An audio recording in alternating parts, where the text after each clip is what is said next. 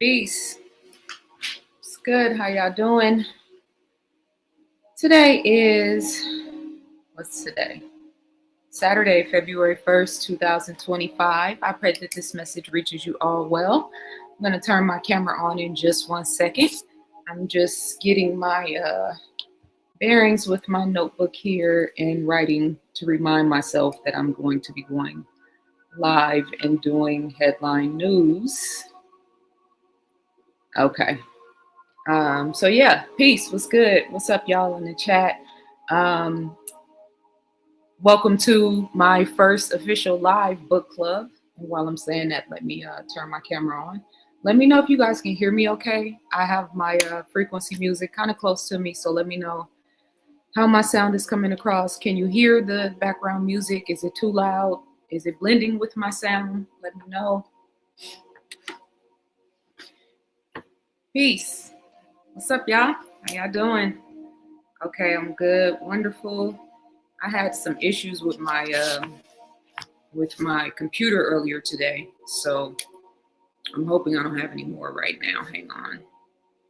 And my sister Lisa is in the building for my membership channel, so I'm not writing solo today. And you can let me know, sis, when you're ready to come into the conversation. I'll bring you up on the screen. This is the book that we're reading right now in the membership channel, Mastery Through Accomplishment by Hazrat Inayat Khan. So I don't know if you guys that are in the chat room have access to the book, but it is a really, really, really good source of information. And I've been referring to this book often in my last videos. So I am excited about sharing this with you guys. And hopefully, if you join the membership channel, then you can join us in reading this book. And even if you don't, I think it will be a good investment because he is a wonderful, powerful mind. Let me take this off of my screen real quick. Okay, cool. Peace and love, family. How y'all feeling? And I'm just gonna, what we normally do in the book club meetings is we will talk about what we've read over the past month since our last meeting. And we were all supposed to read up to page 34 in the book, which is the first segment. Let me find my bearings here. The Path of Attainment is the first section of the book. There's really no chapters in it, but we were all going to read up to page 34. Peace was good. So I'm just going to share some of the passages that I read over this past month, the ones that I haven't already shared with you guys, and then we will read through some of the next section, which is Mastery and Accomplishment. I'm going to be going live tomorrow at somewhere between 2 and 3 o'clock around the same time. I'm going to do my headline news episode 67, and we'll be talking about everything happening in mainstream Black culture in the world. Lord knows there is a lot going on right now. And so I'm going to try to put some balance, hopefully, in some of my perspective in terms of all of the chaos and insanity and plane crashes and, doomsday frequency and energy. Is just a lot right now. So hopefully you guys are really bunkering down and taking care of yourselves, because it is super necessary right now. The psychological warfare and the spiritual warfare is so loud right now. And for all of us listening to this and that will listen to this, the question we have to ask ourselves is, can we hear it? Can we feel it? It's just even the whole political arena and how much of how entrenched they have so many people in that web, and just completely consumed with that conversation and that conversation only. It's like, it's wild to watch this unfold. It's wild to watch humanity be so unprepared, and so, that Bible passage in the man of the blind, the in the land of the blind, the man with one eye is the king, is like so profound right now. Not to mention the one eye referencing the quote unquote Illuminati, right? But yeah, it's the anti-Trump and the pro-Trump are all super radical at this point, and I'm just sitting back looking at it all, like trying to maintain my hope in humanity, trying to maintain my connection and my my love for humanity and our the beauty of this life and this experience, and really how profound and powerful it is for those of us that came into this timeline that have a certain divine consciousness and awareness that we can't really account for. Because it's only so much the books are going to teach you. It's only so much the scriptures are going to teach you. It's only so much that, your family and your environment is going to teach you. Like, our life experience is the greatest scripture that we'll ever read, And so for those of us that have been paying attention, but also those of us who came with a different, I know for a fact now in 2025, like I definitely came here with this purpose of doing exactly what I'm doing right now.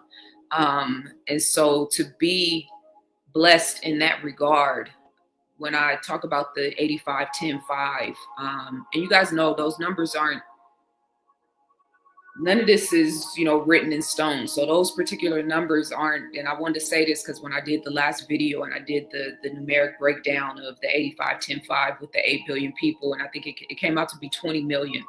5% of the 5% of 80 billion. And I just wanted to double back on that, like the numeric value of that is not mine to decide or any of ours to decide. None of those numbers are set in stone, And so, because 20 million in comparison to 80 billion is very, very, very alarming, right? But none of those numbers are set in stone, and all of us, hopefully, especially in this hour, are every day like qualifying ourselves through the way we think, through the way we feel, through the way we eat, live, breathe, etc. And so that's part of why I do the book club meetings every month, and we're choosing books and literature that is elevating us and elevating the conversation. I mean, in the headline news episode 67 that I'm going to do tomorrow, it's just, last night I was up till like 3:00 in the morning putting it together. And sometimes I just sit back and I'm like, man, I don't think we really understand the magnitude of the pressure that we're all under and the extreme polarities that are happening all around us at all times. Just like the Philly plane crash right after it's just like the continuity of chaos. And so those terms, shock and awe, every single day it keeps getting more and more like blatantly obvious, that concept of shock and awe, and keeping you out of alignment and keeping you off center and keeping you off balance. So that's why these conversations are so important, and coming together and having a meeting of the minds. So you guys know, no, you're not alone. No, you're not the only one seeing this, standing back and looking at this bullshit and being like, how are people actually falling for this? No, you're not alone. I can assure you. I'm with you 1000%. And I'm always waving that flag and that bandana of like consciousness and like, nah, we're not a part of the circus. I will watch it. I won't buy a ticket, but I will watch it, but I will not be a part of the circus. And so we have to be diligent and be mindful and be conscientious about not being a part of the circus. I'm going to show a video of Roland Martin tomorrow in the headline news episode. Again, if you're just coming in, I'm going to go live tomorrow, probably between 2 and 3 o'clock, somewhere around this time, and do my episode 67 live. It's probably going to be about 2 hours, just to let you guys know. So, you can tap in for 20 minutes or 30 minutes or an hour, or you can tune into the whole episode. But there's a lot going on, and I pride myself on not only telling you guys what's happening with the data and the information and the resources, but also trying to like balance it out so that we don't leave these type of conversations afraid. But we do have to be conscientious and mindful. And our situational awareness right now is critical. And the best way to cultivate and elevate your spiritual awareness is, or one of the best ways, there's many ways, right? But is to keep your mind strong and keep challenging your brain and keep, creating in different ways. So again, coming back to the book club and the book Mastery Through Accomplishment, this brother, Hazrat Inayat Khan, is so brilliant. This is why, and let me just say this is not a book club thing. Let me see how long I've been talking. Okay, we run a tight ship in the book club, so I'm going to let you guys go, by 3:30 p.m. I promise. I like to respect your time, especially on Saturdays. But this brother is one of the great minds among us that we really, his name should be well known in our culture, and in Black people, in terms of melanated people, I should say.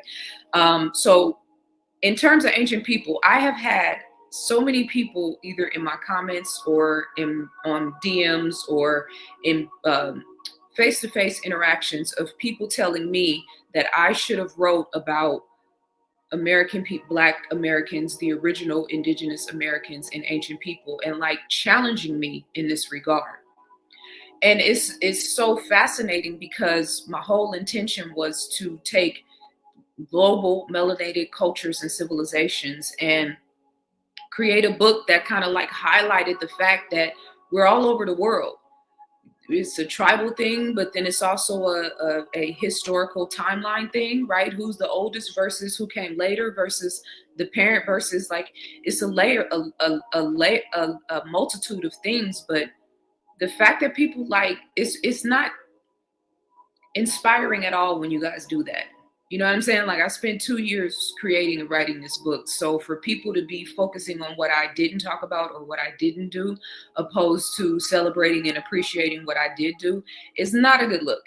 And this is not a once or twice or 3 or 4 times. This is like, there's active comments on some of my posts on my Instagram page where people are like challenging me about this, on my YouTube videos where people are like challenging me about this. And I find it so fascinating.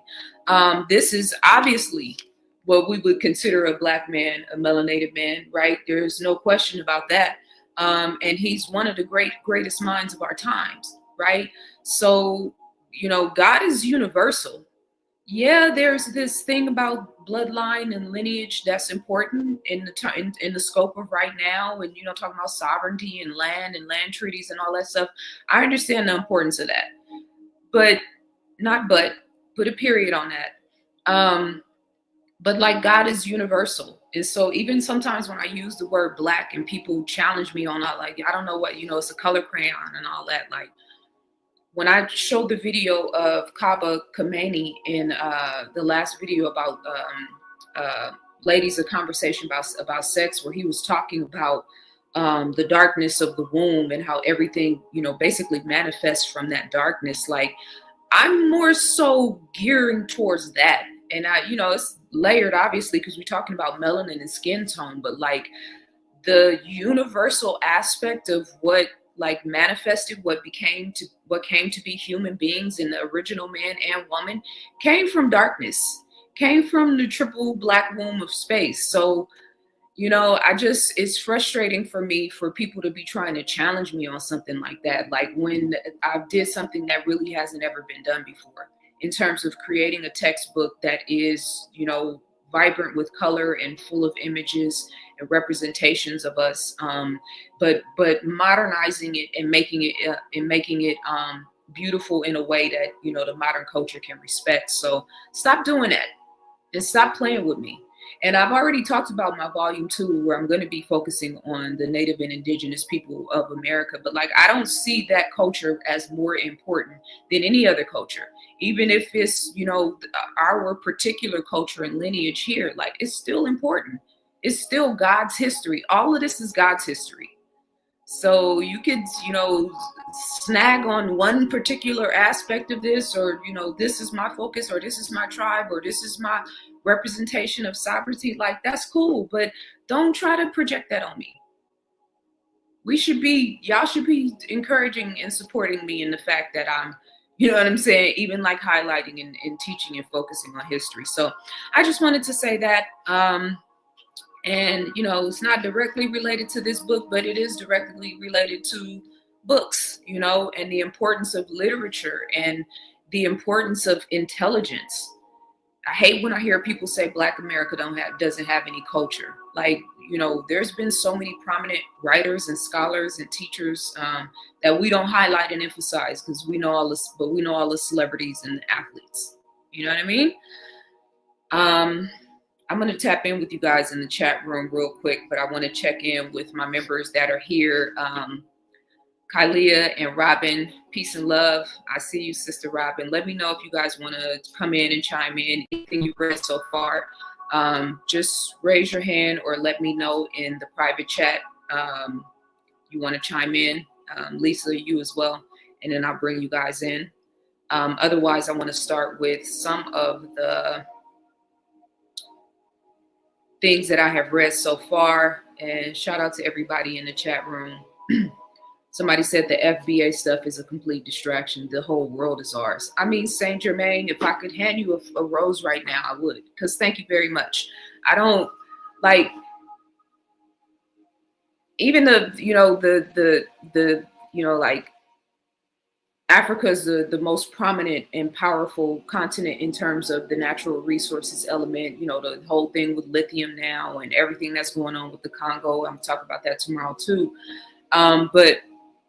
And the abundance of natural resources in the motherland, right? Like rightfully so, but like there's an abundance of natural resources everywhere. Like the whole entire planet is a miracle. You know what I mean? And there's a specific thing that needs to be had in order for food to be grown and, you know, for people to thrive. And there's places all around the world that have that. And human beings are the most powerful representation of Mother Nature and of natural resources to me. You know what I'm saying? And then from there, how we cultivate the land, how we live on the land, how we process the land is what actually gives it the merit and gives it the value. So yeah, you know what I mean? We talk about 5D consciousness and raising, you know, how we're operating and where we're operating in our state of mind. Like this is critical. And that's one of the reasons why I selected this book, because it's time for us to step our mental and our spiritual and our emotional game up. The 5% of the 5%. You know what I mean? And that takes inner work and self-awareness. But I want to read this particular passage on concentration. This is on page 16. Let me just make sure this is the right one. No, that's not it. It's a different page. Reserve. I had some pages marked because I was supposed to read this in the video I did the other day, and then got sidetracked, talked too long, and it didn't happen. Let me see.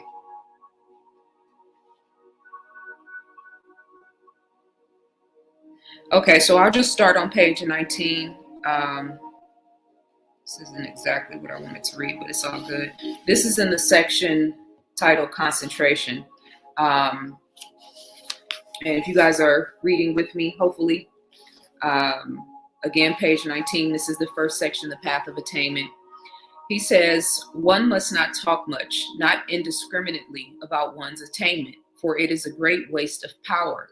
A person who tells all his friends and everyone whom he meets, I'm going to build up that business, has, at the start, already a lesser chance of success than the one who thinks and ponders upon the subject and keeps quiet, says nothing to anyone, or at least tells only those who he thinks may be helpful to him. The secret of all attainment, spiritual or material, is centered in reserve. When a person has told his plans to others, he has let out the energy that he should have kept as a reservoir of power for the accomplishment of his object. A thing unspoken is alive in the mind, and when spoken, it is dead. This is really powerful, and even this, just reading that just now just made me think about what I was talking about in the video yesterday about sex, a conversation, ladies, a conversation about sex in terms of that energetic download that takes place in a, the physical space. Yes, but then there is also a, like people, we have people around us that might be draining, right? You go around certain people and you don't like being around them because they drain your energy. Well, how can just physically being around another person drain your energy? Right? If I said drain a pool, everybody would have a mental representation of what that actually means in terms of the watering situation. But how can a person drain your energy just by being in your physical space? Right? And so there's something, I interpret this like, is keeping it to yourself, yes, but then and then it's also like, when you are telling people about your goals and aspirations, depending on where they are in their vibrational resonance and in their state of consciousness, is transmuting the information that you're giving them. You know what I'm saying? Like, you can be having a conversation and be super excited about, oh, and this has happened to me so many times around ancient people. I swear to God, I'm going to tell you guys the story, but I don't talk about stuff until it's like behind me. But I've had so many experiences where I would be, showing somebody my book and just physically showing it to them, and they would have a shit-eating grin on their face. Like, they know it's beautiful, and they, you know what I'm saying? Like, it's too beautiful for me to even feel comfortable about, like, just the hate and that spirit and that envious spirit, just, they can't even hide it. I've had so many experiences over the last year with people, even people close to me or in close proximity, I should say. So there's something about telling your plans to other people, and then wherever they are in their, spirit and their energy, right? Are they on Agent Smith time, or are they, you know what I mean, in a good space and in a space of love? You on a Judas vibration today, or are you on a Jesus vibration? So that's another thing, in terms of like your goals and aspirations, telling people about them and how people can, discount what's possible. That's why the topic of this particular section is concentration, and like concentrating on the fact that what you've created is powerful and is beautiful. You know what I mean? And that it will be successful. And that willpower, enforcing your willpower through the way you think. And then even like when you have those experiences with other people where they just can't give you props, right? They can't, it's blatantly obvious that they can't acknowledge your beauty or your genius and still being able to maintain your frequency regardless, because it's not easy. I remember TD Jakes, he's he's not that popular anymore, but he says something profound about if you're not careful, you'll start to see yourself through the lens of other people. And I've recognized that in different patterns of, or not patterns, at different stages of my life, especially being public, right? And so everybody got an opinion about what I said or what I think, or you know what I mean? And then some people only respond when they have something that's in, that's in opposition of what I have to say. And so you have to bounce yourself off of all these projections and all these different opinions and perspectives. That's one of the reasons why social media is so dangerous. It's good in a lot of regards, especially because I get a chance to talk to you guys, but like having access to so much knowledge, so much information. I mean, from Washington, D.C. straight to Philly, and the visuals in Philly look like the visuals that I just saw in LA. Like, yeah, it's a lot. So this is all about energy retention. This is all, we talked about semen retention in the video Indulgence versus Discipline Part 1. By the way, I hope you guys are watching these videos I'm doing, this content where I'm talking about stuff that needs to be talked about. Not just popular and trending topics. This is all stuff that actually needs to be talked about. And if I had $1 for every time somebody asked me what the solution is, okay, I'm talking about the solutions. So I hope you guys are not just tuning into the stuff about the trending topics and stuff, but like the real nitty gritty inner work shit that we don't talk about that we need to be talking about. And so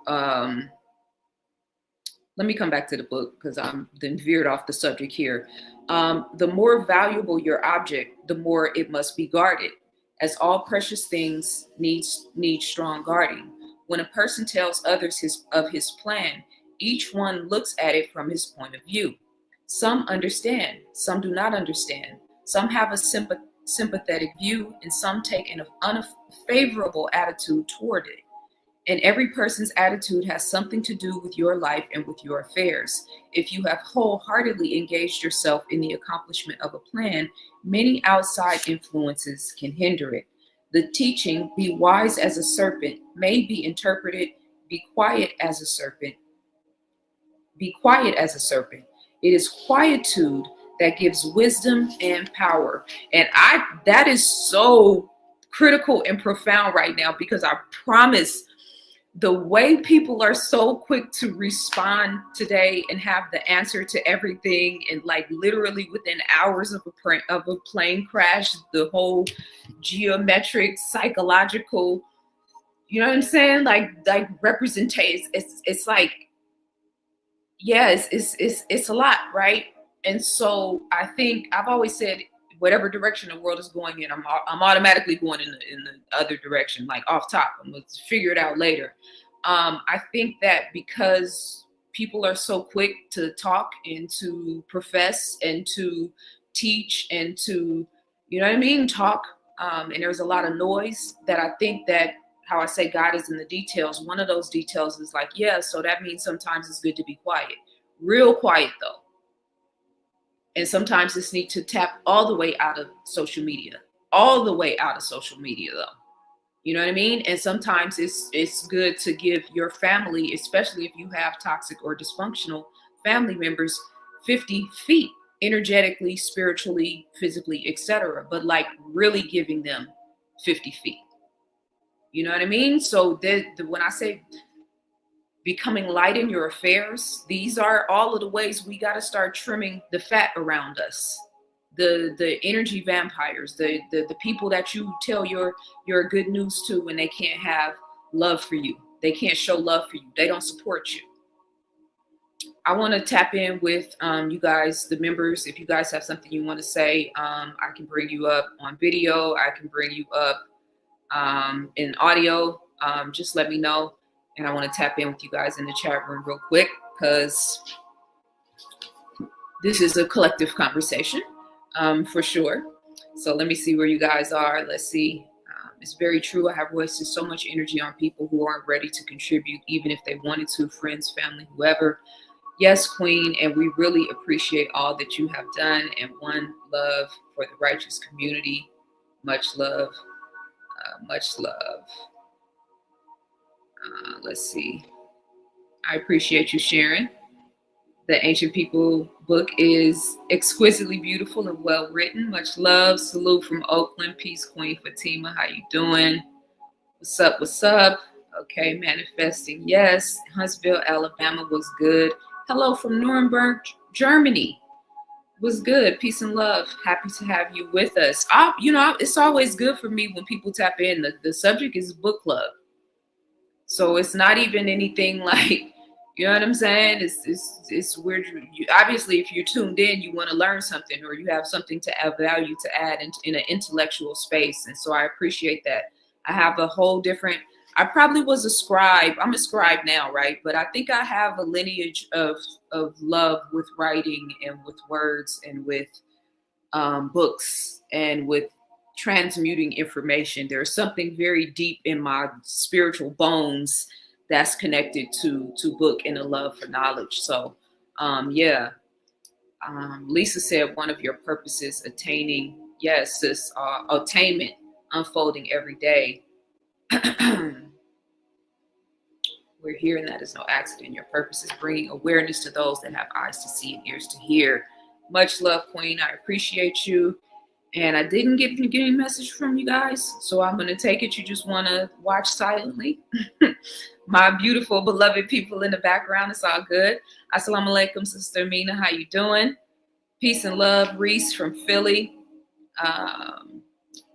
Peace and love, sis Sharon. Yes, I actually did. Okay, so I'm going to come back to, let me see. There was another passage in here in the first section. What time is it? 2:35. Okay, cool. Actually, you know what? Let's go ahead and move forward and start on the next section, because I want to make sure that we get off on the right in terms of our next meeting, that we are moving forward, because we've been on this book for a minute now. I've already passed. I'm actually probably almost halfway done with this book, but I haven't been reading it straight through.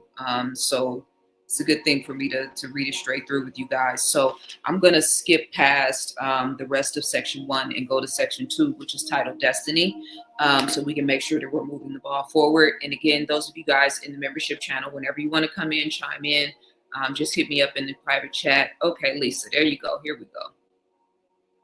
Bring you in. Okay, Queen. Can you hear me?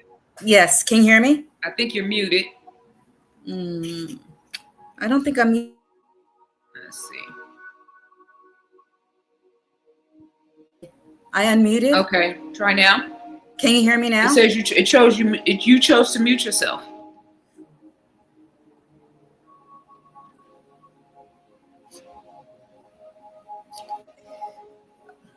Okay, Take maybe. this off. Hold on, as you figure that out.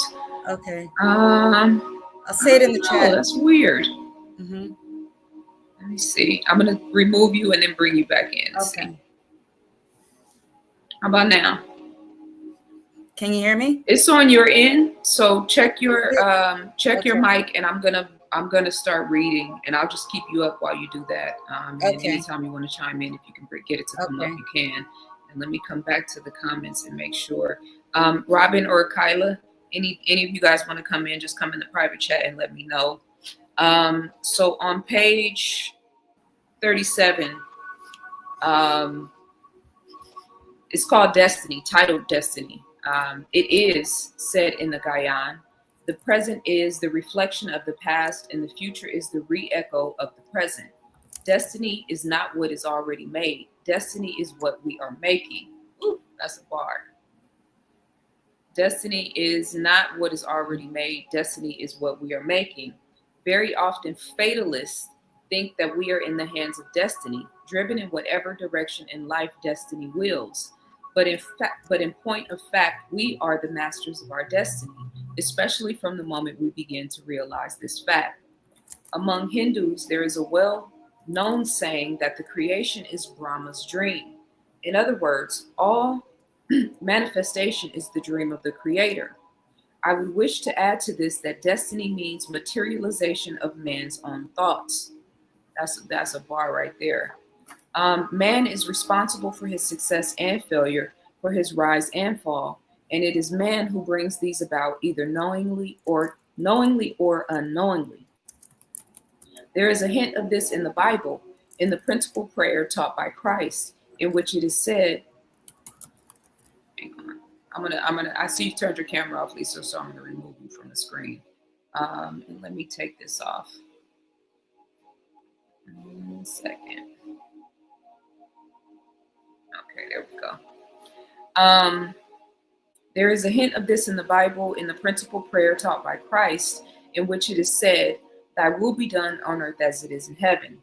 It is a psychological suggestion to mankind to make it possible that the will of God, which is easily done in heaven, should also be done on earth.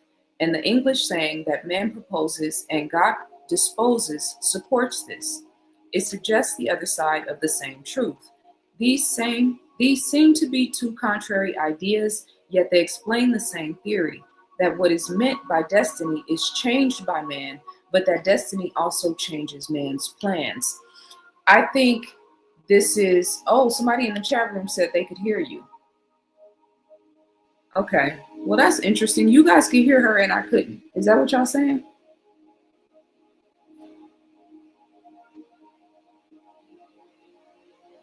Robin says she could hear her. You guys could hear her and I couldn't. That's weird. Okay, so I'm gonna try it again then, Lisa. Is that okay for me to bring you up? Okay. Yes. All right. Can you hear me, Zaza? Queen Zaza. No? Go ahead, talk. I'm going to bring it up on my phone and listen to you from there, so Okay. they can hear you. So go ahead and add your 2 Okay, cents, and great. I'm going to pull you up on my phone. Okay, so I just wanted to add that your excitement in sharing your book with others who were not on the same page may have contributed to the delay with your, in getting the book out. Maybe it was possibility that your excitement may have contributed to the delay of the book getting out because you shared something so valuable with others who were not on the same page as you. So that was my 2 cents. I'm going to put it in the chat too. You can't hear me. I'm going to put it in the Okay, chat. so I heard everything you said because I pulled it up on my phone. So now I'm going to ask you just really quickly to repeat that for me because I missed a little bit. And I feel like it's something that I really needed to hear. So I'm going to, please repeat that for me. So my thought was when you were talking about ancient people and sharing it with people who you can feel their energy, even if they didn't say anything, that maybe your excitement guided you to share it with many, many people. And that might have, who were not on the same page as you, and that might have caused the delay in the book coming out because maybe it changed your concentration or took you off, the square for a minute. And so that was my thought as far as how it's so important to guard and to keep, our intentions and our goals and share it only with those who we know that we can trust. And I've learned that the hard way. I've learned that, which especially with family and people who I thought that were, 100% in my corner. I shared things, but my energy, and it affected me in actually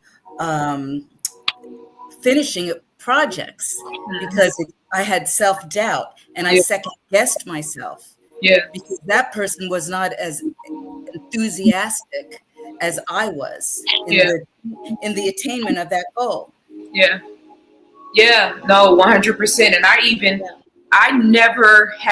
had so much positive energy and momentum around my book, and I never once second guessed myself until I had an experience in a conversation with somebody that I know. You know what I mean? And they didn't say anything. It wasn't what was said. It was what wasn't said, right? Because they didn't share in my joy. They didn't share in the value and appreciation of what I had created. And so, yeah, and I think that's important for us too, because I'm always thinking like, okay, because I'm so self-aware, I look at situations like that, like, yeah, I want to make sure I'm not that person in somebody else's life. You know what I'm saying? I want to make sure that the people that I care about know that I value and appreciate, the things that they're working on, the things that they create, that it does matter, the things that they're passionate about and whatnot. So, yeah, but it does absolutely create that doubt in the faith and the trust aspect that we've been talking about continuously, that we will have to continue talking about, especially in this timeline. It's like, these relationships and these situations are not, encouraging us to have faith and trust and belief in ourselves. You know what I mean? And so it has a ripple effect in everything. And I just think that it's important for us to, number one, to be conscientious of that, because we have to be careful about the people that we let be close to us, right? Yeah. And then also what he's talking about is, protecting the things that you're creating, protecting your meditations, protecting your visualizations, right? Protecting your vision board, right? And being serious about, about treating it in that regard. I think that's dope. Anything else you want to share about that? Just real quickly that, we're all connected. And I just want to say that I appreciate you so much and congratulations on your expansion project. I love seeing you every other day on YouTube and that you are okay. You've pushed through the trauma of the LA fires, and that everybody with eyes to hear or eyes to see and ears to hear, that, putting it out there in the universe, let's get connected and let's be a part of this expansion project, because you're not going to hear what Queen Zaza Ali has to say from anybody else. Yeah. From anybody else. So I just want to put that out there, and I look forward, to hearing. Thank you. I appreciate that. I always appreciate your contributions to the book clubs, and I definitely appreciate that. And again, the purpose of us coming together and talking about books and talking about, we got to get off the mainframe.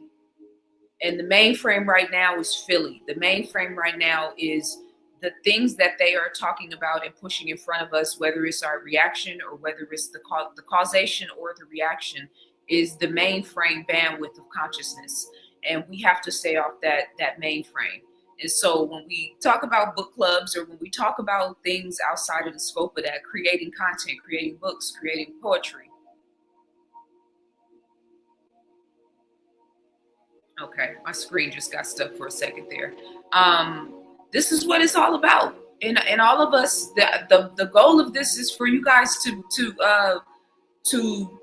get fired up and passionate about life. The love frequency right now is critical. And that's what I always feel through my interactions and engagements with my members, and even Lisa, and like this campaign that I'm running right now. Most of the people who have responded are the people who are already in my tribe, my membership channel. You know what I mean? And so for me, the gratitude of like having those type of connections, those type of bonds, that type of support, people believing in me, it really, really, really does matter. But it also reiterates and emphasizes what we all need. We're all supposed to have that. We should all be supported. We should all have an infrastructure of family connections, relationships. I should have grandparents and parents that I can go and just get the money to invest in my book to launch it the way that I really need to. Right? So if that's not my experience, then I'm going to make sure that's my son's experience. But that tribal aspect and that community aspect and that support aspect is so critical right now.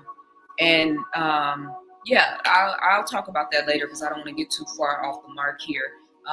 Again, anybody else on the panel? Let me make sure. Okay, let me know if any of you guys want to chime in, and I'll bring you in. Going back to the passage on destiny. He said, destiny is not what is already made. Destiny is what we are making. In the scope of what's happening in the world right now, knowing, not just understanding, like knowing that this full-scale agenda, global agenda, has been being planned for more than 100 years now, right? And so Hollywood is Satan's vision board. Even in the books and literature, 1984, for instance, I saw a video about the sister who made The Matrix and talking about her books. I was just watching this earlier, talking about her books and how, she really was and is a real life oracle, and how a lot of the things that she talked about is coming true. And then you think about the Bible, and you think about the Quran, and you think about the fact that certain things are written in Revelations that are actually happening right now, right? And this is something I've been meditating on for a while now, because we know that consciousness creates reality, right? So if consciousness creates reality and the prophecy is written, is the prophecy what's manifesting the reality, or is it our belief in the prophecy that's manifesting the reality? It's a powerful thing. And it really, in the movie The Matrix, when he knocked the vase over, and then he knocked the vase over after she mentioned it. And then she said, would you have even knocked it over if I hadn't said anything, right? So, but whereas it looks like right now, everything that is happening has to happen because it was written, right? It's in the book of Revelations. I think this is the time, even that concept of fifth dimensional reality, fifth dimensional consciousness, and humanity really stepping back into the shoes of the power that we're supposed to have. is us reframing that narrative and starting to, co-create the prophecy in the way we're living. And so even in our words and our language, the vibration in Black America in terms of what's happening with Donald Trump is so low right now, bro. I just cannot. I can't. I'm gonna talk about this tomorrow, but it's active, right? Because I was up all night working on headline news. The vibration in our culture is so low right now in terms of Donald Trump. I mean, I'm hearing people talking about they're trying to put us back in slavery. Like, I beg your pardon. While running a parallel AI $500 billion, it's mind-blowing. It's natural selection and Darwinism, like on steroids, though. Like, yeah, the white world, the superiority of the top of the pyramid of the world that they've created, and I'm specifying race because those people at the top of that pyramid are of that persuasion, right? The tip top of the pyramid. So AI being their highest representation of, technological human advance, right?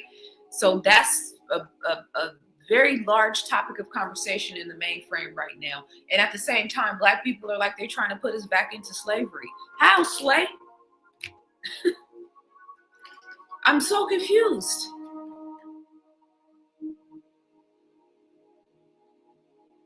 I'm not playing that game with y'all for race, for culture, for nothing. I'm not doing it. So destiny is not what is already made. Destiny is what we are making.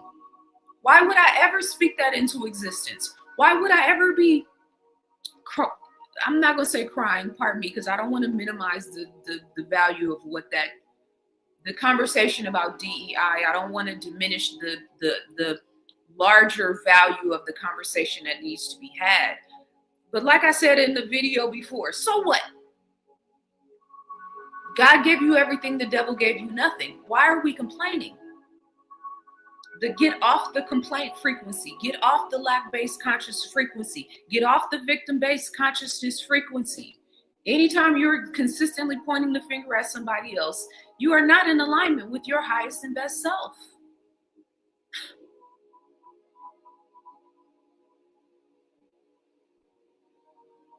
Very exhausting. Big Rock said very exhausting. It's very exhausting. You talk about draining your life force energy. Whew. And we all trying to maintain our vibration in the midst of all of this. Oh, and let me say this. Speaking of, this is just something I need to say. This is relative to what you just said, Big Rock. And I'm going to really talk about this tomorrow because I keep seeing everybody's talking about LA. Nobody's talking about the Congo. Nobody's talking about the Sudan. Do we realize that a whole city, that a majority city, very historically prominent city, Altadena, that I didn't even know a lot of the stuff I know about now, before this fire happened, has completely been wiped off the map? Like, how is there so much lack of empathy and compassion for us here as a people, while we're so prominent and dominant in the mainframe of cultural conversation, of global cultural conversation? It really kind of pisses me off. I'm not going to lie. Why are you so focused on it? Nobody's focused on those Black. Let me walk that back. Not nobody. In terms of globally, in terms of the focus, in terms of the intention, this story is not in the mainframe right now. And we got eons of Black celebrities and eons of Black political pundits and eons of talking heads talking about everything that Trump is doing when it comes to DEI and race-based consciousness and critical race theory. Y'all are so consumed by this shit. There is a whole entire predominantly Black city right here in LA. Why don't you transmute and channel that energy and focus on them? How dare people focusing on the stuff going on in the world? Like, yes, the Congo is important, but is it more important than us? I don't even like the comparison and contrast of struggle, but like, don't compare and contrast struggle. And then I don't even have to have these conversations. Excuse me, guys, this is a book club meeting and I'm supposed to be in my debonair, intellectual, charismatic, you know what I mean, state of mind, and I am, but like, stop playing with me. Did we talk about compassion? It's not only for compassion for people out there. Pisses me off. Excuse me. Let's get back on track here. We are the masters of our destiny. If I'm the master of my destiny, then FEMA camps are not a part of my destiny. If I'm a master of my destiny, then I'm not going to be falling victim to a diabolical digital lockdown, Space Force grid, fake alien invasion, zombie land, apocalyptic, there's nowhere to go, fear-based consciousness. We can't be whatever I'm not going to be a part of that bandwidth of consciousness. I might watch it go down from somewhere afar, but that's not in my Rolodex of things that are going to be manifesting in my future. That's why I'm paying attention to all of this shit, because I'm not going to be hoodwinked like a lot of you guys were hoodwinked in 2020. There's a mass scale psychological war, and a lot of you guys are falling for it the same way you did in 2020, and it makes you dangerous. With all due respect. Now, this is my contribution to the mainframe of the collective consciousness. This is why what Lisa said is so important about supporting my campaign, about supporting what I'm doing, because I'm contributing and raising the vibration. I'm doing my part.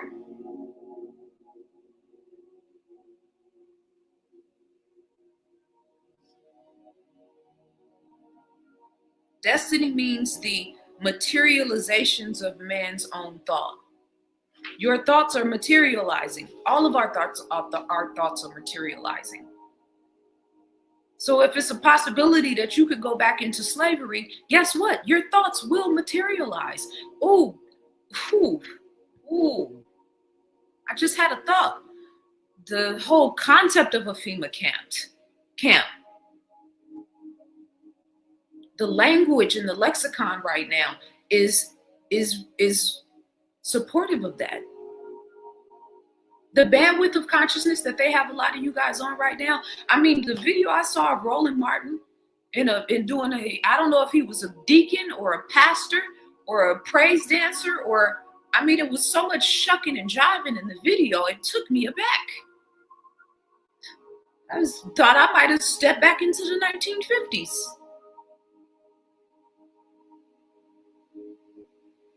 That bandwidth of consciousness is already dead.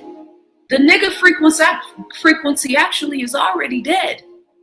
We can still see it, but it doesn't have any more prominent impact on the collective consciousness. People are seeking higher ground. This is why the role that Black in America in particular has right now, and like the whole lack of compassion and things for us, like, yeah, this is why God's compassion is going to increase and is increasing and will continue to increase. And I say that, you know, this is a tongue-in-cheek thing, right? Because can God's compassion ever change? Like that's one of those things that we can't really discern or decipher. But God's people's compassion can absolutely increase and expand. So what's the difference?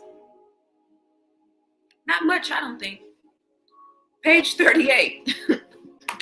Just saying, hey, listen, the 99 attributes of Allah, the Orishas, the Netaru, excuse me,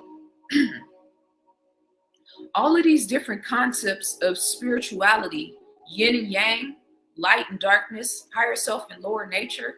By the way, I gave an excellent analysis of what my explanation of what the higher self and the lower nature is in that ladies, a conversation about sex video. I didn't only do that video for women, I did it for all of us, but it's particular to ladies. But that was a whole conversation that I want all of us to hear. That's not just for women, it's for all of us, especially for the brothers, especially to like fine tune our focus in terms of the sacredness of women and the sacredness of yourself, and being way more intentional and intentional about the quality of women that you're allowing in your lives. So the higher self and the lower nature, all these different aspects of duality are a representation of that point. The more we study life, I'm on page 38 now, the more we understand that it is not only qualifications, enthusiasm, and energy that count, but also the design, the plan already made. And according to that plan, man has to go through his destiny. No doubt, one should not use this to support the argument of some fatalists who think that they can sit back comfortably and wait for better times to come. They may wait for the rest of their lives and not accomplish anything. Let's see. The question of destiny can be better explained by the picture of an artist meditating on a certain design he has in his mind. The first stage is to create the design in his mind. The second is to bring it onto the canvas. And when he draws this picture on the canvas, it may suggest something to him that he had not thought of when he had made the design in his mind.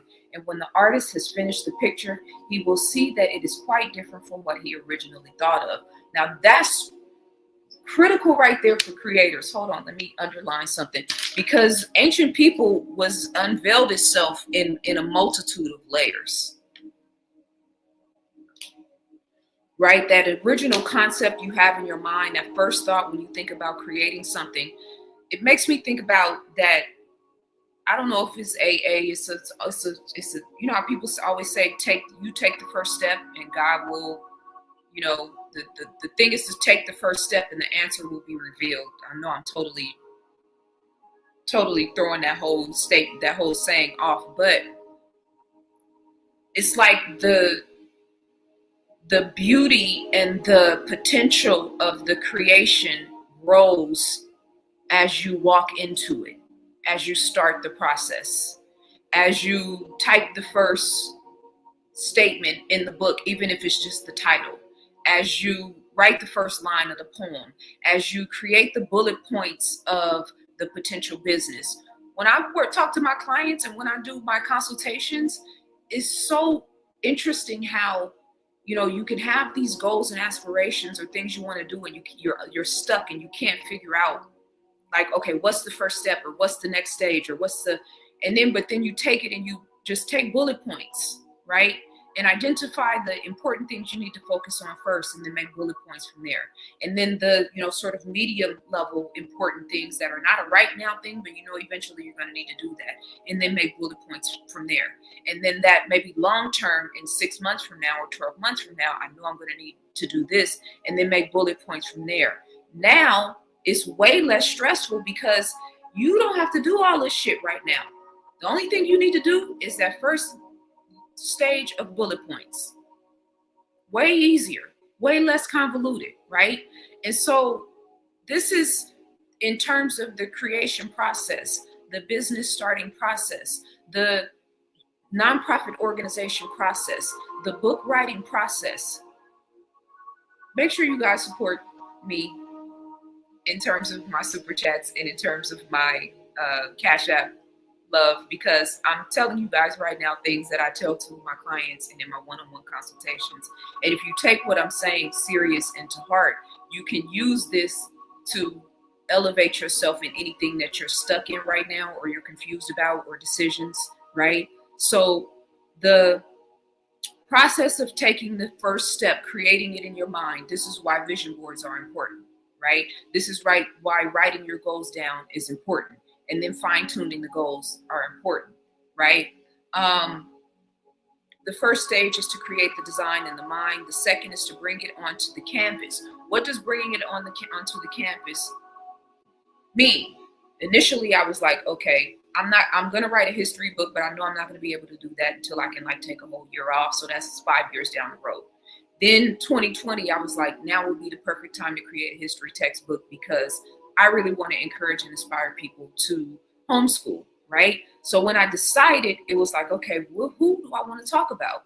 The Moors in Spain off top, Hatshepsut off top. Those were the two that just automatically. The Olmecs was the original part of the original book, but that's going to be in part 2 because the Olmecs is a really, really, really big subject. So, but I knew I wanted to highlight Queen Lili Ukulani. I knew I wanted to be heavy on the Queen energy. So all this stuff is happening in my mind. I still have my little calendar book where I wrote out those 6 chapters, that 5 of which are in the books now. I took the Olmecs out. I have this whole scribble scrabble thing. First, just the bullet points. Okay, here's the chapters. Okay, within Africans in Asia, who do I want to talk about? Bullet points here. Okay, Hatshepsut. What do I want to talk about here? So this is all just like starting somewhere in the mind, and now I'm putting it on the canvas in my notes, right? And so it may suggest something to him that he had not thought of when he made the original design in his mind. And when the artist has finished his picture, he will see that it is quite different from what he had originally thought of. Create, and the creation will evolve. Decide to start the business, and the way will be revealed. Decide to get the degree or the point of emphasis on the education, or even if it's not a degree, because I have so much knowledge that I didn't get from college. Oh, if I was writing a rap, that would be a bar. I have so much knowledge that I did not get from college. I mean, this is what we're talking about right here, right? So that indecisiveness is doing us a disservice. The indecisiveness, if you guys are in the members who are online with me right now, if you want to come in and chime in, let me know. Just tap in with me on the private chat, or bring your camera on. The indecisiveness is doing us a disservice. They're playing big. They're swinging for the fences. Now is the time for us to swing for the fences. This shows that our life stands before us like a picture. When all that has been designed beforehand begins to happen, our soul will receive a totally different suggestion from the picture. Our soul will receive a totally different suggestion from the picture. Something that was lacking may have been put in, and in this way, the picture is improved. For there are 2 kinds of artists: one who paints the plan which has been made in his mind on the canvas, and the other who takes suggestions from the picture itself as he goes on painting. The difference is that the one is merely an artist and the other is a master. The latter is not bound on the plan. The former has designed something and is bound to what he has designed. He is limited. One sees the same thing with the composer of music. He composes a certain melody in his mind.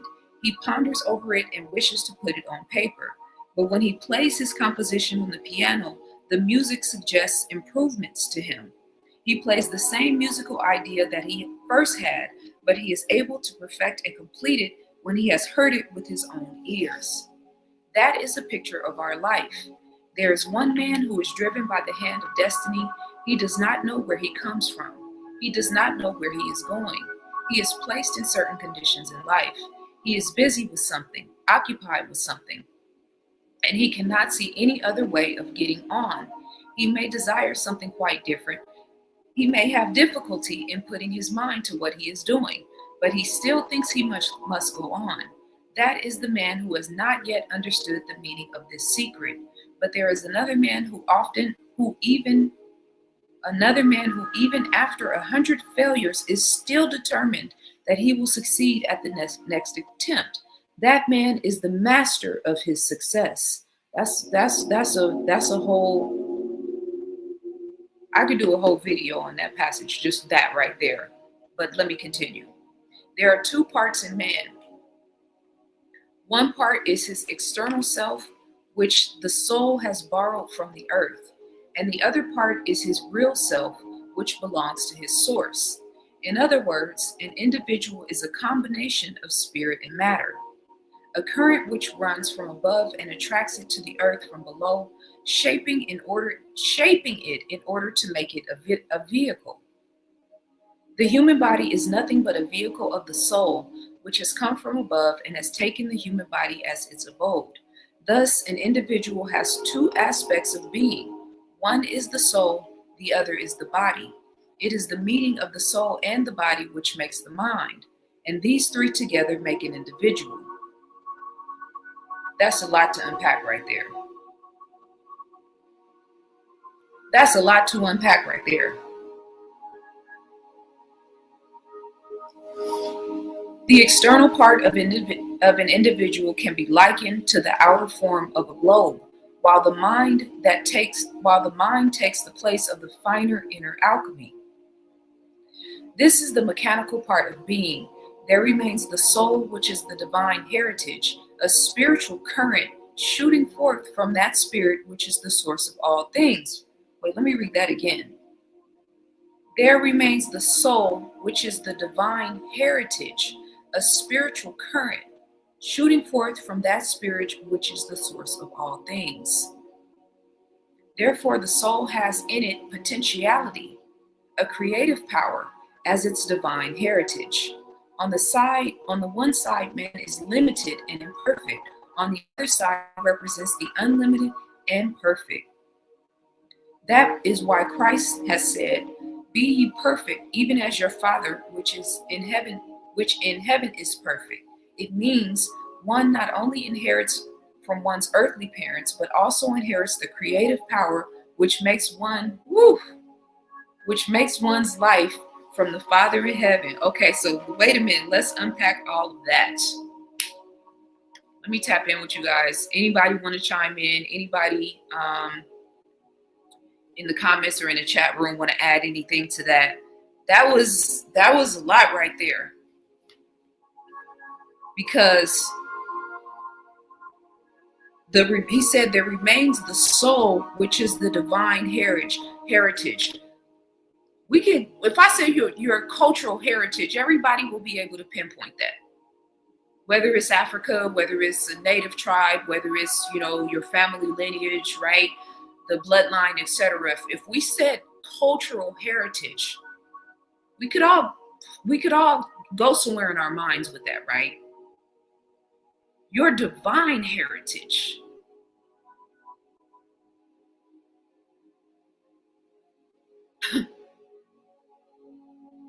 Your divine. That's why, when I say I'm not a descendant of slaves, I'm a descendant of gods. Or God. God's Freudian slip, but God's. I'm not a descendant of slaves, I'm a descendant of God. That rubs some people the wrong way. And I find that fascinating because, the amount of life and expansion and creation and power and limitlessness that had already taken place to that point, the fact that you would pinpoint that as your starting point and then have an issue with me choosing otherwise. It's fascinating, but a divine heritage, a spiritual current, which means a continuity of energy shooting forth from the spirit, which is the source of all things. On the one side, man is limited and imperfect. This makes me think about the Native American proverb, every man has two wolves. The question is, which wolves do you feed? On the one side, man is limited and imperfect. On the other side, he represents the unlimited and perfect. So we all know about our limits and our imperfections. I could write a book online. Lord knows. You know your limitations and imperfections to a T. And the irony is when I do consultations, when I work with clients, when I engage people on social media, they are way more emphatic about emphasizing their limitations and their imperfections. Right? But if I said, not to imply that any of us are perfect, but we're all absolutely unlimited. If we started conversation about the other side of ourselves, the unlimited and the perfections, right? And when I was giving my explanation, let me read it to you guys because it's so relative.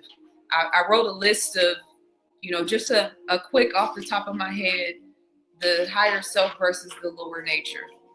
This is how much I take notes. I'm already, how many pages you just heard me turn. That's notes from 2 days ago. All right, so this is from the, what's my time? 3:15, okay. This is from my notes from Ladies, a Conversation About Sex.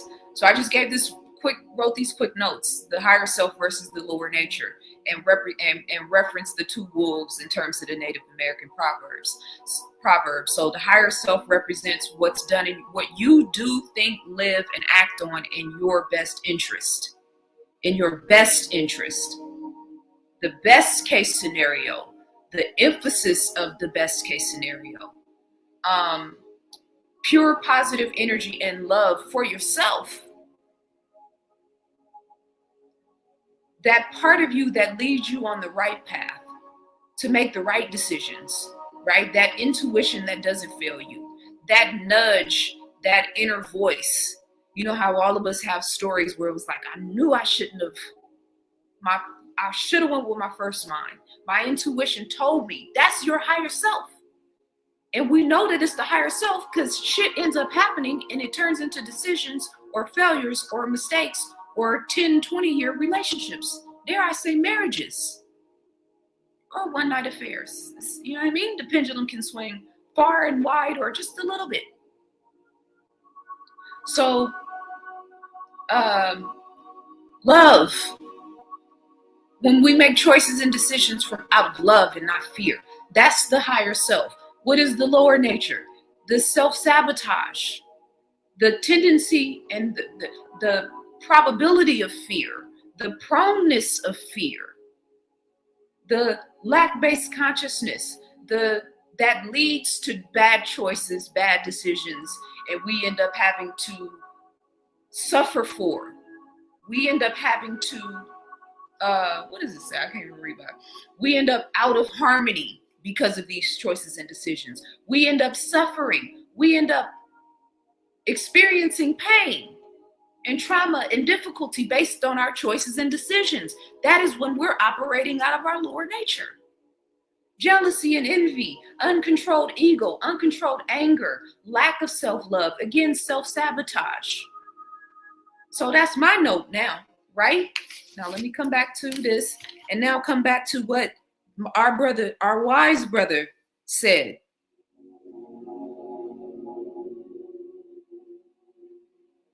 On the one side of man is limited and imperfect, and on the other side he represents the limited, the unlimited and perfect. That is why Christ said, be ye perfect, even as your Father which in heaven is perfect.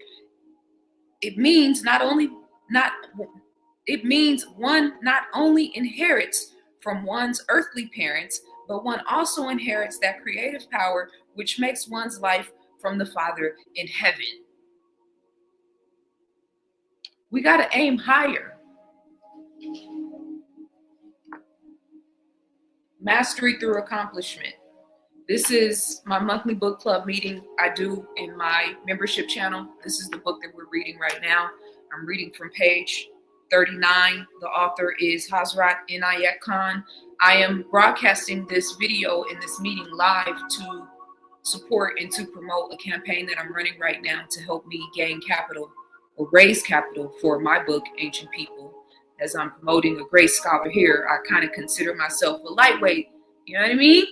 I'm doing a little something in terms of the scholarly aspect, but I'm running a $50 campaign right now where you can have access to my monthly membership channel or my membership channel for $50 for a year instead of $200 for a year. The monthly fee is $22, and right now you can literally sign up for 12 months. So every single month we do this book club meeting, and you will have access to join us in a much smaller, more intimate space where we're not public. And usually I have more people join the meetings, and usually they're with me on camera. But because we have a broader audience now, I, understand why they may not want to be speaking in front of everyone, but on page 40, he goes on to say, a soul is born with a mechanism which one calls mind and body. From infancy, a soul naturally finds itself limited in captivity. All the tragedy of life comes from limitation. If you ask 100 people what is the difficulty in their life, each one will name a different struggle that he is facing at the time. But in reality, it will be the limitation of life which has caused the tragedies in every form. Man grows up in limitation, and this limitation suggests to him at each step that he is imperfect, handicapped, weak, captive, incapable, and it is because of this constant suggestion of imperfection that he begins to say, I cannot endure it, I cannot stand it, I cannot bear it, I cannot forget it, I cannot forgive. A man begins to think all of these things because he is imperfect, because of all the continual suggestions which arise in life and convince him that he is limited. Naturally, therefore, as the man goes on, whether he is successful or unsuccessful, whether he is more qualified or less, whether his condition may be, whatever his condition may be, his mind holds the thought that his power and inspiration, his knowledge and capability are limited. He cannot understand anything else but that, and he remains totally unaware of that spark which continually shines in his heart and which may be called his divine inheritance. This is a very powerful, poetic way of saying that consciousness creates reality. He says, think about these words. I cannot endure, I cannot stand it, I cannot bear it, I cannot forget it, I cannot forgive. Those are all bandwidths of consciousness. And then think about the conversation and the continuity of this frequency in the collective mainframe, Black America in particular. He cannot understand anything else but these concepts. And then not only that, but the society is reiterating this. So it's not just that you keep repeating this. It's not just that you were raised in a household where your mother was not emotionally connected, or your father was not present, or your father was demanding and unemotional when your mother was a narcissist, or all of these little things that we all have in the backdrop, or your parents didn't raise you at all, right? It's not just that. It's not just the chaos and insanity going on in the world. It's also that we're connecting with and tethered to all of the other people on the I cannot endure, I cannot stand it, I cannot bear it, I cannot forget it, I cannot forgive frequency. This is why I tell people all the time, don't identify yourself. I never say I'm depressed. I might tell you guys I went through a dark night of the soul that, people would identify as if I could use a word, I would say depression, because that will give people an idea of what I've been through, but I would never say I've been depressed. I talk about anxiety a lot, and continuously making sure in terms of my language that I express that in a certain type of way. When I talk about the powers that used to be, when I talk about the stuff that they're planning, when I talk about what I read in the book or what so-and-so said, I'm just telling you what they're planning. I'm not ever saying it's actually going to happen. I'm not ever saying that these people are actually going to be successful. I am continuously surprised, though, at the audacity to try. Shit never ceases to amaze me. Let me tap it. Okay, private chat. Somebody sent me a message. Kylia said, keeping it close to the chest, darkness can be protective like the womb. And then she said, putting ourselves in a box of our own making. For real. Much love, Kylia. I appreciate you. I saw your other message too. The word perfect can be complemented with being perfect when ones are trying to be complete despite our inherited flaws from the Adamic disobedience to love the Creator, the first love, his life, etc. Yeah, and I think, even because the term perfection, gets such a such a bad rap, right? So even to think of it is people automatically think you're thinking too much of yourself. Don't think too much of yourself. I remember people used to tell me that when I was first on social media, and I was probably a little more cocky back then, 15 years ago. You know what I mean? I was debating, I was challenging, I was doing all the stuff that people are still doing now, ironically. And I was a little more, a little more cocky in my deliverance. And I would get that a lot, like, don't think too much of yourself. And that whole, what do you mean don't think too much of myself? Is there such a thing? I think the balance of that is not thinking of myself in a way where it diminishes or minimizing other people or minimizes other people. Because now we're talking about narcissism and arrogance, right? So, what I think of myself is if I'm in alignment and if I'm vibrating in love, should automatically edify the people around me and the people reading my work and the people reading my books and, following my content. But don't think too much of yourself. I beg your pardon. And again, I was, and when I say I was cocky, my cocky has bounds. You know what I mean? Because I still came from where I came from and had already been through a lot of life experience. So I might challenge you on something intellectual, but I'm still going to do it with love. You know what I mean? So I was never like just one of those people that was, I never got to that space because God was constantly, working on me and shaping and fashioning my heart to where I was staying in a space of humility while I was figuring it out. So yeah, what are you guys thinking? Let me know what you guys think in the chat room. Let me know what you guys think, members. We are at the 326 mark.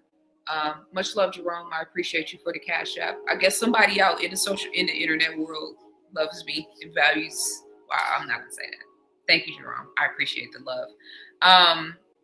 That was page 40 is where we're stopping. I want to give you guys a chance to chime in the chat room.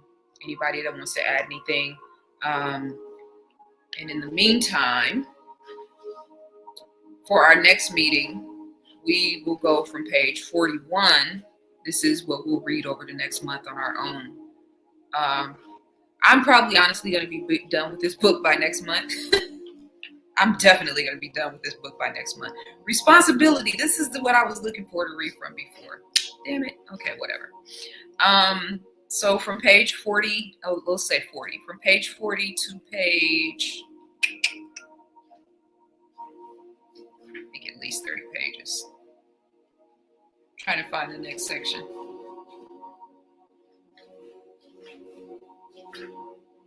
Life's demands. Okay, that's too much. Let's do from page 40 to page 77. We'll all read that on our own, and then we will catch up on that next month in the membership channel.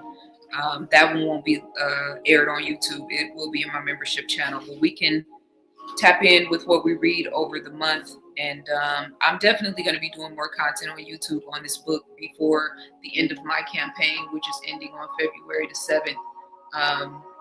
So there's a few more things that I want to share with you guys from here. Nothing wrong with selfishness and conceit. I don't know. I think the conceit aspect might be, where people kind of feel some type of way. Kylie, you want me to bring you in? No? Okay. She said people policing others for thinking too much of themselves. On the contrary, I think most people don't think enough of themselves. I agree 100%. And that's when I say, how can you believe in God if you don't believe in yourself? How can we be so, oh, hi, sweetie. Oh, see, that's not fair. How you going to put her up on the screen and I can't show her to everybody else? You see what I'm saying? It's not a good look, sis. I got questions now. Okay, yeah. Remain balanced. Exactly, Malik. Chris said good words. Conceit. Yeah, I think conceit. People think conceited. So that's probably, we always took conceited as a bad word. But I'm here for the personal power. I'm here for promoting people for their individual uniqueness. I think a lot of times we wonder why we can't, I always say that we're trying to build institutions on the backs of people, of broken people. I think part of that is about, like, we don't elevate the beauty of the individual, the uniqueness. I find birds fascinating, from the canary to all these fascinating, brilliant, wonderful, marvelous colors. Like, that's what human beings are. And I think because there's so many of us, you know what I mean? Especially like if you live in a major city, you can kind of feel drowned out, and like you're just one of many. But like, all of us are beautiful and unique and intricate and multi-layered and fragile. We're fragile as fuck. Like, I cannot stress and emphasize that enough. Let me just put the book down, and now we're gonna close this out on a certain vibration. So my brother, very grateful for this genius mind. Human beings are fragile as fuck. All of us are fragile. So like right now, we're even more fragile. We're even more delicate. We're even more in need of love. We're even more in need of hugs. We're even more in need of people checking on us. And the irony for those of us who are always the ones that are checking on everybody else, like now, nah, I can't be that person anymore. If I'm the only person that reaches out to you for us to communicate, then yeah, that's giving me all of the information and data that I need on whether or not this relationship should be persisting in the future. We're fragile. We need love. We need balance. We need beautiful things. We need creativity. We need passion. We need music. We need songs. We need color. We need vibrancy. We need things to make us feel valuable, to make us feel like we're adding value. We need to be contributing something to the greater good. All of us do. I'm not saying you don't need to do it on this level. You don't even need to have a YouTube. Even if it's just sitting back and vibrating and meditating and on, the people in Altadena and praying for their families or sharing content online. I have a list of GoFundMe videos, by the way. I'm going to share it tomorrow, of Black families that were impacted by the Altadena fires. I'm going to share it and give you guys a link tomorrow in the headline news. I'm doing that live on YouTube. This is going to be like, I'm closing out my last week of this campaign strong on YouTube, and hopefully you guys will appreciate it and support my campaign. But I'm going to share that GoFundMe list with a list of Black families whose lives have completely been turned upside down with this fire here in Los Angeles. But we need people who think outside the box, people who love, people who love to laugh, people who are invested in their own personal creativity. Like, I am not playing when I tell you guys I'm invested in your well-being. I understand so seriously and so urgently how necessary the love, vibration, and frequency is right now. The plan that myself and many other people have been talking about me for the last 15 years is unfolding. The devil, Satan, whatever you want to call it, that wicked, vibrational, evil, demonic spirit agenda, the darkness, all of that, yeah, that shit's on 10 right now. And so the love frequency, the harmony with nature, the self-love, the self-valuation. You can appraise a house and come up with a nominal value for how much the house is worth. Can you appraise yourself and come up with a divine assessment of what your worth is? Because from that space, what kind of God would create you to be depressed? What kind of God would create you to be in fear? Even in fear of God? I never understood that. The idea of God needing me to be in fear of God doesn't make sense, because fear is how the devil gets in. So I just think that's one of those little caveats that certain writers at certain times embellished a little bit. Maybe the language got, misinterpreted through translation, through time. But I've never agreed to that concept of the all-seeing, all-knowing God needing little old me to be fear. Now, what I do a concept I can understand, and I'm going to be careful with my words because we speak life into existence. I understand the concept of the fear of not living up to my own potential. That's something I can relate to, right? I fear not living up to my own potential. I fear my lower nature getting the best of me in circumstances where my higher self needs to be making the choices and decisions, right? We can talk about fear in that regard. And from that space, we can have a conversation about God and fear because it's all relative. But I'm just saying, the fear frequency is where Satan plays. Every day we are being inundated, emasculated, desensitized, neutralized. Every possible way that our potential power could be limited is taking place. So we have to be intentional in the way that we're living, in the people we're surrounding ourselves with, in the content we're tuning into, the things that we're reading, the way we're eating, the way we're treating ourselves, the way we're talking to ourselves. And I'm going to emphasize the way we're talking to ourselves, because I know that is the biggest thing that most human beings on this planet are struggling with and suffering from. That inner voice. This guy up here, this girl up here, this thing right up here is getting the best of a lot of you guys. And this is where all of your power is. So that's the interesting dynamic. The fear of God is to have a reverence for God. Break that down for me, Tiffany. Help me to understand that. Okay, Ezra said in Hebrew, fear means to respect. I can get with that in terms of the translation aspect. That would make sense to me. Perfect love cancels out fear. Yes, absolutely. I want to know what you mean, Tiffany, by the fear of God is to have a reverence for God. Give that some context, because maybe somebody else is looking at it from that vantage point too. It has to be so difficult to be so beautiful, but also be envied by jealous people. I don't know. Everyone, I don't know what to say to that. Everyone has been on self-love forever. Yes, the price has gone up concerning others having access to self. However, workers are few, self-worshippers are plenty. Who wants to sacrifice and serve? I think that, again, going back to my reflection of the higher self versus the lower nature, what you're saying is 100% applicable to that. It depends on if you're operating from your higher self or your lower nature.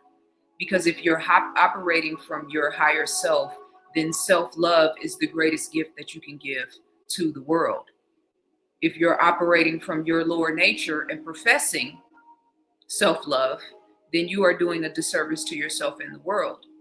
If you are operating from your higher self in terms of being out in the world and being of service to the world, then you are adding value and advantage to humanity. If you are operating from your lower nature and going out and being in service of the world, then you are doing a disservice to humanity. And we can see that in cults and a lot of religious institutions and a lot of spiritual institutions that have taken advantage of people having good intentions to do good and eventually using that against them. So the people have been talking about self-love for a long time. People have not been embodying self-love. I don't see a lot of embodiment. If you embody self-love, then you radiate love and you are naturally adding value and doing a service to the greater good.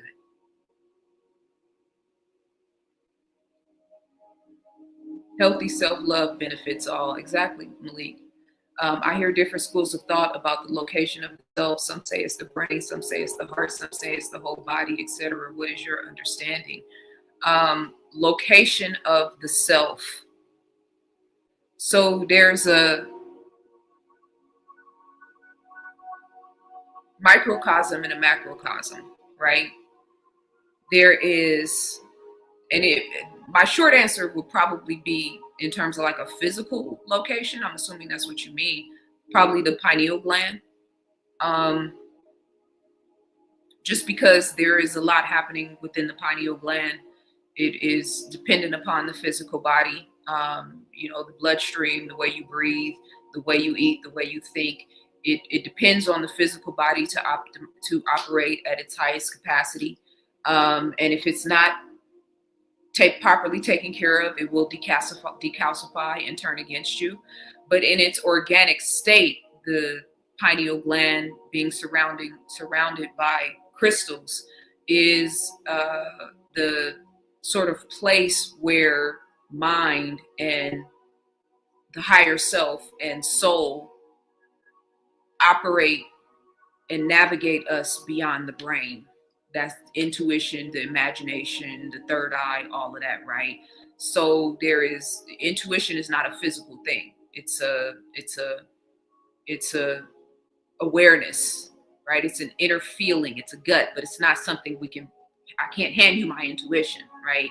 So, but this is where these things are being cultivated in the pineal gland, which is affected by the physical body, but it's also affected by the environments, right? Frequency, bandwidth, etc. It's also affected by being in nature versus being in a temple versus being at a grave site versus having your feet in the sand versus walking on concrete, right? It's also affected by that. And the lighter you are in terms of fasting, in terms of body density, in terms of, I'm probably way off subject here, but rock with me. Maybe I'm going to make sense of this. So the higher you're vibrating, the higher capacity of the pineal gland to receive that higher states of intuition, higher states of guidance, higher states of consciousness.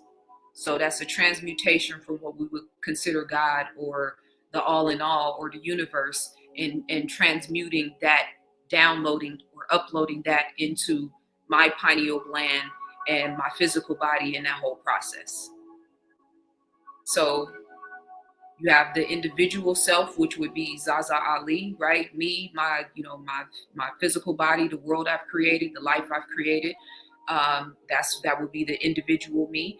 And then you have the part of me that's a part of the whole, that feels compassion and love and connection to humanity, that is of service and has awareness of humanity, that feels pain when other people feel pain, that hates to see a child suffer or an elderly person or a neighbor suffer, right? That's the connectivity. That's the silver string, so to speak, they talk about in some metaphysics circles, that connects us to the all in all. So, and then you also have that part of you, that mind part of you, that's connected to the all, right? Sometimes I do videos and I'm talking and I'll go back and listen to the video. I'm like, damn, I didn't even know I said that. So when I'm in a certain space of consciousness and there's a transmutation happening, that's when people say God spoke through me. God speaks through me, to me, through me all the time. How do I know? Because some of the things I say, I can't account for where the wisdom came from. You know what I mean? Like, damn, that was so profound. Are you sure you said that? Yeah, it's on video. You know what I'm saying? So, yeah, that's a big question. The self. I think that hopefully I made that make sense, because that's a lot to unpack.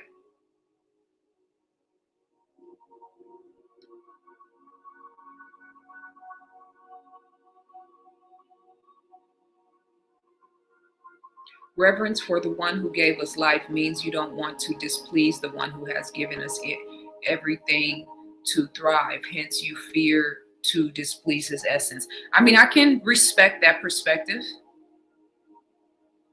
I'm in the space. My understanding is that God is having a human experience through all of us. So God is having a human experience called Zaza Ali, and God is having a human experience called, whoever my next door neighbor is, et cetera, et cetera. God is also having a human experience as a volcano.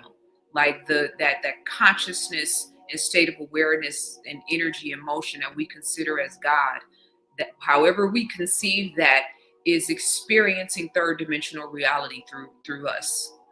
And so and that's the higher self aspect, the unlimited aspect that Hazrat talked about in the book, the unlimited perfect aspect versus the limited and imperfect aspect, right?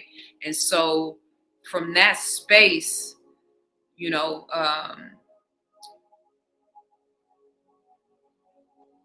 I think that the displeasing aspect of, you know what I mean? Like there's so much learning in the mistakes. There's so much learning in the failures. There's so much learning in the wrongdoings, right? The darkness and the light, both of those two things kind of duking it out in the life experience. And so the darkness is just as necessary as the light. Obviously there's levels to that, but like those two things are what we're experiencing in this lifetime. So I don't know, the displeasure aspect, I don't see that God has displeasure for any of this. I think that consciousness is expanding through the best and worst parts of humanity. And eventually, because the universe leans towards the love and positive, its arc towards the positive, that eventually it's going to self-correct, which is where we are now in the self-correcting phase. But it's, there's no right or wrong. It's all our vantage point based on our understanding. Trying to get reciprocity from the greater good to serve is divine and a privilege. Love and faith are action words. All many offer a prayer, well wishes, but want action from you when in mind. That is a fact. That's the story of my life, actually. Unrighteousness everywhere. Unrighteous everywhere, everybody. Starting a fast tomorrow, it will help with feeling unmotivated. Beautiful. We send you love and much success for your fast. Thank you for the insightful answer. The pineal gland seems most plausible, especially with how much the Egyptians and Sumerians made representations of it, and they were quite advanced. Yeah, and then when that chromosome 8, well, I don't want to get into that, but they've been studying, the people, spiritual people, when people meditate, when people pray, and they notice that the DNA sequence, certain aspects of the DNA sequence lights up when we are having highly spiritual, highly love, vibrational resonances with a higher power, so to speak, something greater than ourselves. They've identified chromosome 8, they call it the God gene. And that's part of everything that's been happening over the last 4 years with the technology that they've created and how they've weaponized it against humanity. One of their goals is to remove chromosome 8 from the human body because they are trying to replace the operating system from the Most High to something else. Yeah. God has not given us a spirit of fear. Exactly. Love is the foundation. Nothing can grow out from evil and hate. Exactly, Curtis. I feel that asking your heart be made light as a feather, then your DNA will shun evil, give you peace, not by might, but by spirit. DNA is spirit. Okay, I can rock with that, Derek. And that is the, representation of Ma'at, which was governing, Ma'at was the governing, you talk about law. Ma'at was the governing premise in Kemetic societies, and look at how powerful and magnificent they were. We're talking about making your heart as light as a feather when you go and meet your maker, so to speak. Like just that whole idea of weighing your heart against the feather. Is your heart light, or is it heavy and dense and judgmental and hateful and disrespectful? And because if you're projecting that on the world, then you're absolutely experiencing it. You can't have a hateful heart and be walking around light as a fairy. It's not how it works.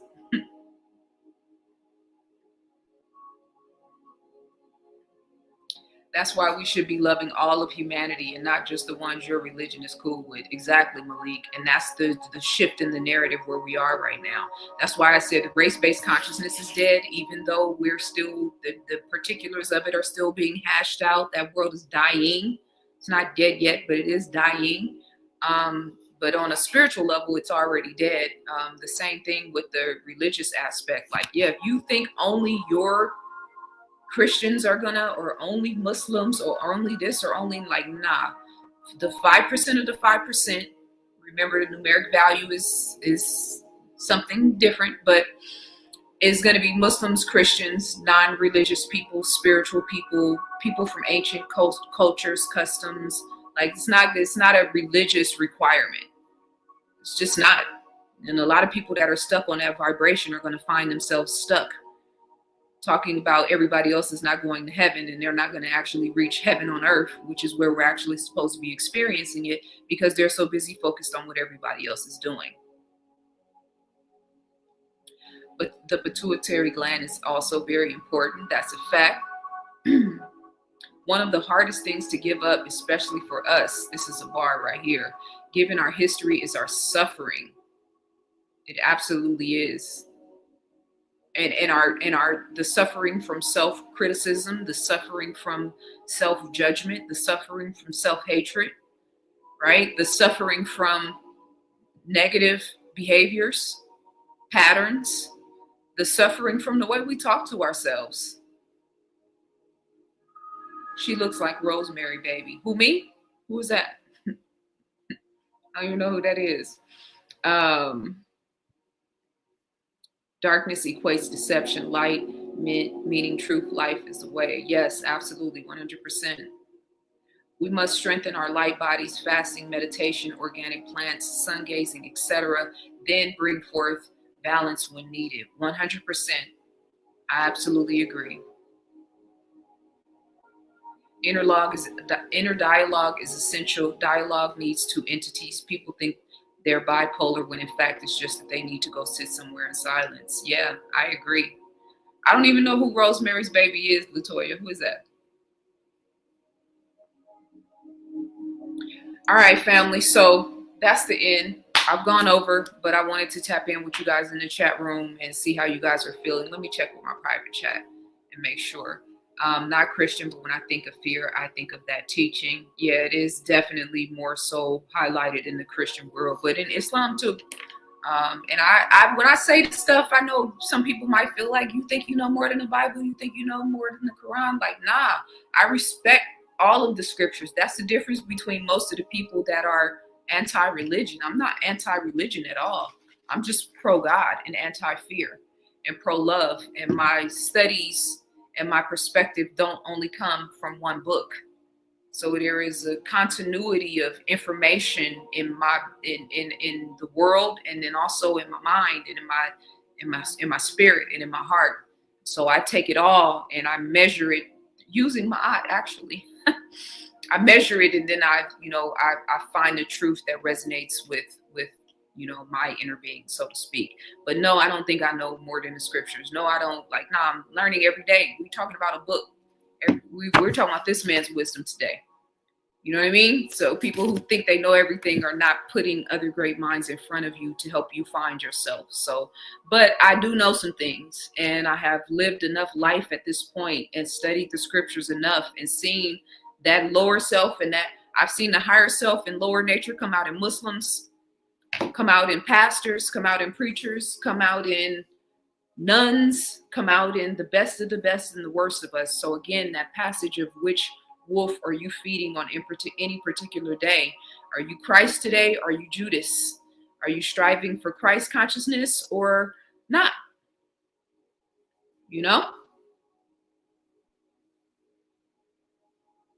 Yes, you are a book. Exactly, Ezra. Exactly. We got some highly intelligent brothers and sisters in the chat room tonight. I can tell. I can always tell by, you know what I mean? But then that goes into, it's a book club meeting. So Shelby said, if race-based consciousness is dead, that means you disagree with Umar Johnson.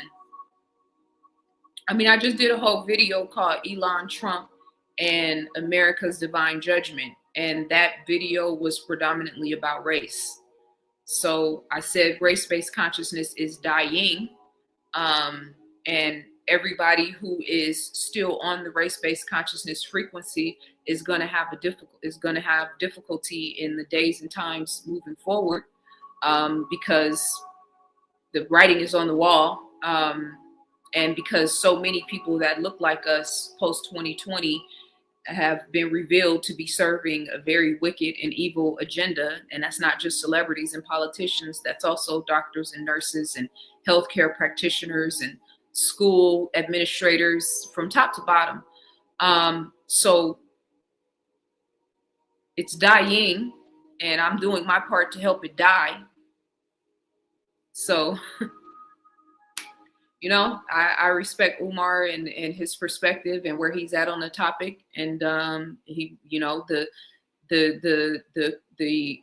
things that he's talking about is necessary for the people that are in aligned with that state of consciousness. So it's a good thing. Thank you, Saint Germain. I appreciate you. Yeah, Ezra dropped. There's a lot of jewels been dropped in the chat room. I'm gonna have to go back and read them. Whites never use supreme. We just refer to them as being supreme. Change the language. Exactly. It's elevation time. Exactly. Okay.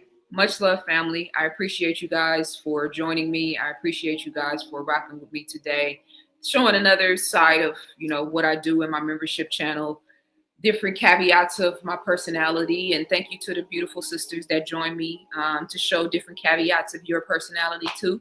You can get information in the description about my membership channel, about this campaign, which is about to end in less than a week now, or in 7 days, less than 7 days. I'm going to be going live tomorrow doing Headline News episode 67, talking about all of the shit. Not all of it, because I can't even talk about all of it. We'll be here for 5 hours. And I'm not doing that. These episodes usually are around 2 hours. I aim for 2 hours. And I'm going to have to really trim this one to get it 2 hours because it's just so much going on. But I'm going to post the information for the live. It'll be between 2 and 3 o'clock, somewhere around the same time tomorrow. Hopefully you guys will join me. And I appreciate everybody in the chat room, everybody for dropping your jewels and for tuning in to talk about books. If you can tap in with me and actually listen to content that is outside of the main scope of the collective consciousness, then we are probably aligned and maybe even tribe. All right. ZazaAli.com is my website. info@ZazaAli.com is my email address. I'm going to go back and reread the chat room and make sure I got all of the messages, because I saw some things that I really wanted to make sure that I read in full. So I'll tap in with you guys tomorrow when I do the live. All right. Peace and love. Peace, Lisa.